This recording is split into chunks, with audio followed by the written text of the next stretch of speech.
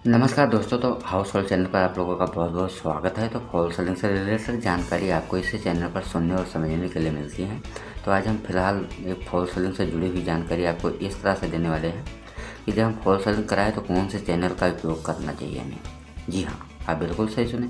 तो आइए बताते हैं। बहुत से ऐसे हमारे वर्कर हैं जिनको पता है कि फॉल सीलिंग में कौन सी क्वालिटी का चैनल लगाया जाता है, जिससे बहुत से ठेकेदार के ऊपर भी निर्भर होता है। उन्हें सारा कुछ मटेरियल के बारे में पूरी जानकारी होती है, लेकिन जो हमारे कंस्ट्रक्शन यानी जो अपने घर में काम कराते हैं उन्हें थोड़ा इस मामले में कन्फ्यूजन होती है कि जब हम फॉल सीलिंग कराएं तो कौन से चैनल का उपयोग करें जो काफ़ी मजबूती और ज़्यादा टिकाऊ भी रहे। फिलहाल दोस्तों, तो आइए जानते हैं।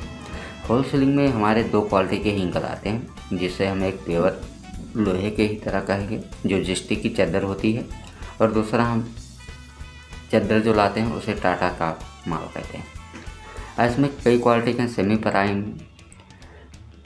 गलवा भी बोलते हैं हम, टाटा प्राइम बोलते हैं, सिर्फ प्राइम बोलते हैं। लेकिन जो सबसे ज़्यादा प्रसिद्ध और जो मटेरियल मजबूती और सफाई के मामले में जो काफ़ी टिकाऊ है वो टाटा का ही लोगों का भरोसा है, और वो उसमें काफ़ी ज़्यादा मतलब बैलेंस रोकने में भी क्षमता है। इसीलिए टाटा का माल ज़्यादा उपयोग करना चाहिए हमें फॉल सीलिंग से जानकारी। लेकिन इसमें बात वहाँ पे आके अटक जाती है जब ठेकेदार काम के लिए किसी के पास जाते हैं और साइड देखते हैं, तो वहाँ पे सबसे पहले यही बात होती है कि कौन सी मटेरियल लगाया जाएगा। अब मटेरियल में आता है जब रेट के ऊपर ही निर्भर होता है। जब हम गलवे के चैनल लगाते हैं तो क्या रेट लेते हैं, तो आपको बता दें 90 से 95 रुपये स्क्वायर फुट।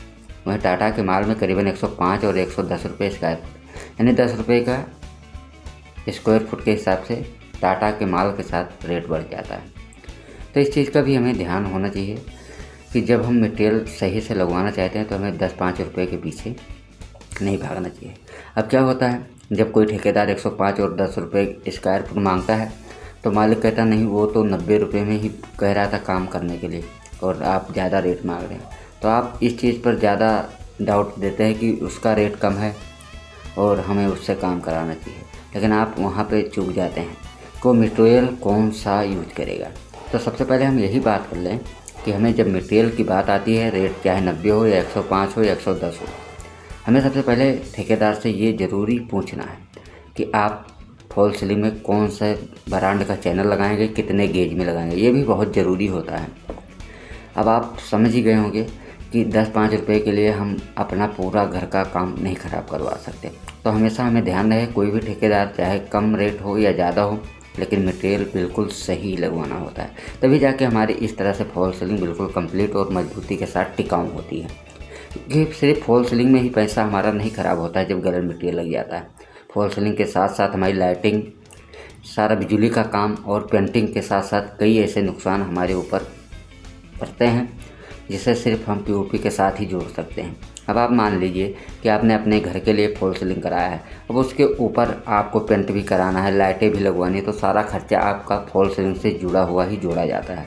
तो इसलिए मैं आपको सावधान करता हूँ कि हमेशा मटेरियल के बारे में ज़रूर जानकारी करें और मटेरियल ही सही हो तभी काम घर में कराएं। तो जी हाँ दोस्तों, वीडियो पसंद आए